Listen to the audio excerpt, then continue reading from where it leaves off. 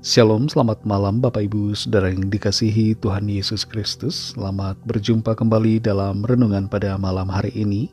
Doa dan harapan saya, saudara semua ada dalam keadaan yang baik, sehat, penuh sukacita, dan selalu berlimpah berkat Tuhan. Sebelum kita mendengarkan renungan firman Tuhan, mari kita berdoa. Kami datang dalam hadirat-Mu yang kudus ya Tuhan, mengucap syukur karena Tuhan baik. Sangat baik, sangat peduli, sangat mengasihi setiap kami. Terima kasih untuk pimpinanmu di sepanjang hari ini. Kami bersyukur untuk segala berkat kebaikan Tuhan. Kembali saat ini kami mau mendengar suara kebenaran firman-Mu. Urapi hamba-Mu dan urapi kami semua, untuk mengerti dan taat pada setiap kehendak-Mu. Dalam nama Tuhan Yesus kami berdoa. Haleluya. Amin. Saudara yang dikasihi Tuhan, ayat renungan kita pada saat ini terdapat dalam Matius 18 ayat 21-22. Tertulis demikian. Kemudian datanglah Petrus dan berkata kepada Yesus, "Tuhan, sampai berapa kali aku harus mengampuni saudaraku jika ia berbuat dosa terhadap aku? Sampai 7 kali?" Yesus berkata kepadanya, "Bukan, aku berkata kepadamu, bukan sampai 7 kali, melainkan sampai 70 kali 7 kali. Saudara yang dikasihi Tuhan, tidak ada orang yang sempurna, termasuk diri kita pun tidak sempurna. Karena itu bersedialah untuk mengampuni, seperti kita juga ingin diampuni. Memang bukan perjalanan yang mudah untuk sampai pada titik di mana kita mengampuni.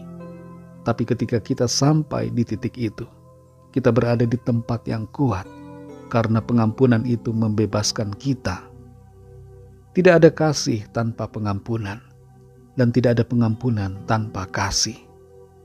Dalam Matius 18 ayat 21-22 ini, di situ dikatakan, kemudian datanglah Petrus dan berkata kepada Yesus, "Tuhan, sampai berapa kali aku harus mengampuni saudaraku jika ia berbuat dosa terhadap aku? Sampai 7 kali?" Yesus berkata kepadanya, "Bukan, aku berkata kepadamu, bukan sampai 7 kali, melainkan sampai 70 kali 7 kali. Di sini kita melihat, saudara, bahwa Petrus mengira batas pengampunan kepada seseorang adalah 7 kali. Kebanyakan orang umumnya memberikan pernyataan, sampai 3 kali aku akan mengampuni. Tapi di sini Petrus menyatakan sampai 7 kali. 7 mewakili angka kesempurnaan. Dan Petrus mengira bahwa mengampuni sebanyak 7 kali sudah sempurna. Tapi ternyata yang Tuhan mau lebih daripada itu. Tuhan mau agar kita mengampuni lebih dari sempurna. Bukan hanya 7 kali, tapi sampai 70 kali 7 kali. Artinya sebenarnya tidak terbatas. Sama halnya seperti Tuhan yang mengampuni kita tanpa batas. Mengapa kita harus mengampuni, saudara? Pertama, karena Tuhan sudah mengampuni kita. Semua dosa kita dihapuskan, dan Dia menjadikan kita bersih tanpa dosa.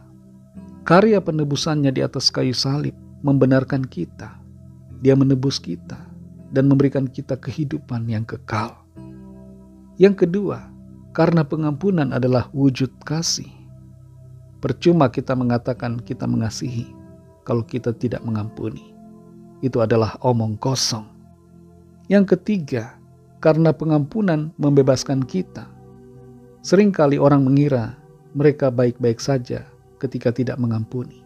Padahal sebaliknya, ketika kita tidak mau mengampuni, keadaan kita sedang terjerumus masuk ke dalam jurang yang menjadi perangkap buat kita. Kita terperangkap dalam sakit hati, kepahitan, dendam, amarah yang tidak terselesaikan. Tapi ketika kita mau mengampuni, itu membebaskan kita dari semuanya. Yang keempat, mengampuni membawa berkat. Berkat Tuhan dicurahkan kepada kita saat kita mengampuni. Seringkali berkatnya terhalang karena kita tidak mau mengampuni. Di atas kayu salib, Tuhan Yesus memberikan teladan pengampunan yang sempurna. Dalam Lukas 23 ayat 34, di situ tertulis perkataan Tuhan Yesus, "Ya Bapa, Ampunilah mereka, sebab mereka tidak tahu apa yang mereka perbuat.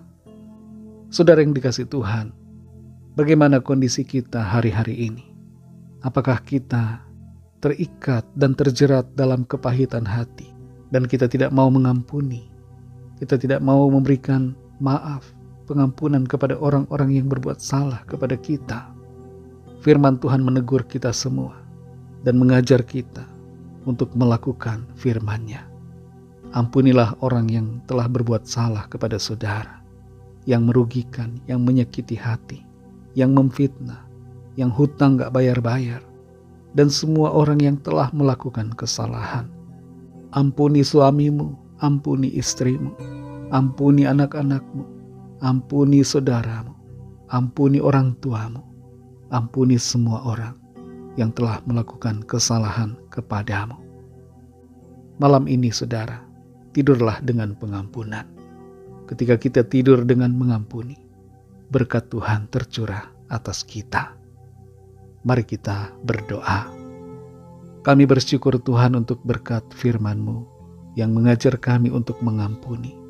Kami akui kami sulit, kami seringkali tidak mau mengampuni karena merasa itu merugikan diri kami.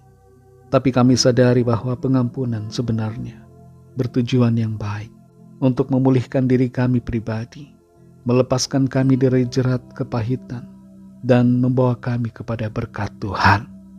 Terima kasih untuk firman-Mu. Ajar kami ya Tuhan, dan tuntun kami untuk hidup dalam kebenaran-Mu, semakin mengasihi Tuhan dan melakukan perintah-Mu. Sepanjang malam ini kami mohon perlindungan-Mu atas kami. Lingkupi kami dengan kasih dan kuasa-Mu. Bangunkan kami kembali besok pagi dengan kekuatan baru. Kami berdoa bagi yang sakit dalam pergumulan, masalah, agar kuasa Tuhan mengalir, menjamah setiap kami, memulihkan dan menyembuhkan yang sakit, memberikan kesehatan yang sempurna. Dan Tuhan menyatakan kuasa mujizat-Mu bagi kami semua yang sedang dalam masalah persoalan. Terima kasih Tuhan, kami percaya kami alami jawaban doa, kami alami berkat pertolongan Tuhan.